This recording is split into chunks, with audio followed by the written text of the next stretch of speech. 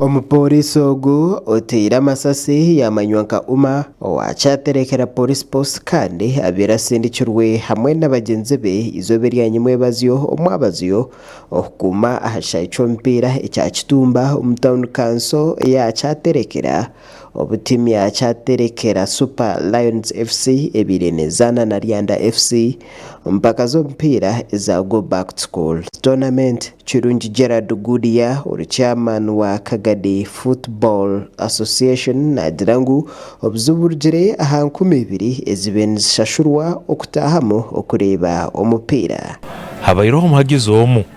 abayira ala aheru bahulire nduru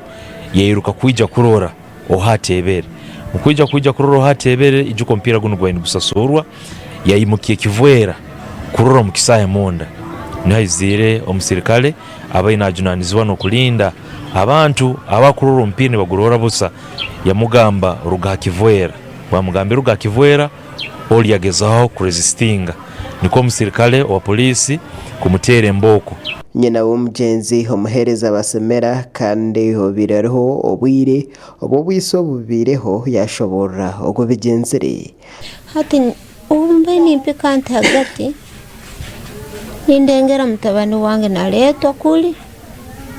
nyeni nduga mtawuni nawe naletwa kuno hati aho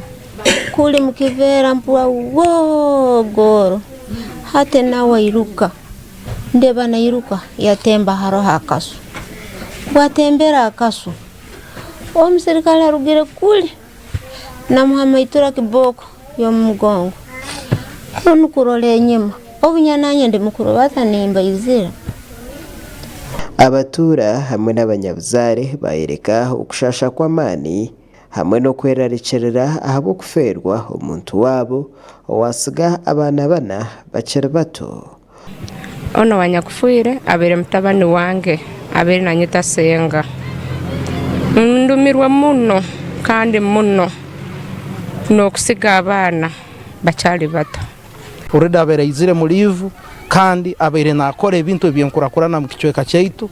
najya nkahadiwe yahaduka naguraho seminti nayombeka akajuke kikumayise nkurakurana buri yo mwabina hikibwao. Omuhereza arinda yashababeka y'umugenzi okuguma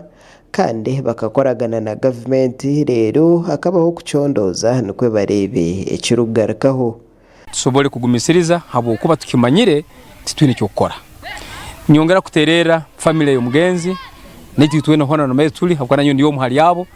mbaterera tusobole kwataniza hamu tusobole kukoragana na government kurungi nuko government yasolirize okufa ku mugenzi.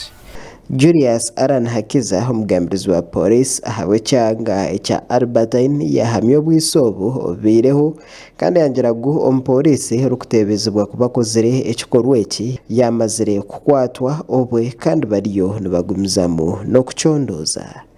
ya mukurwanaga noko ya rezinge sasi niko kumukwata lyamwete nga twase tumukwasire kurango twa tucondoze turebe kibiro cyenyine nonga cyari kutugamba cyangwa muri iryo kafe yo kumwe ya imbu. Omugenzi umuhereza tuhayise yasiga abana bana hamwe na nyinabo komukama Mebo w'emyaka 24 kandi ogubamusiga ayine nenda.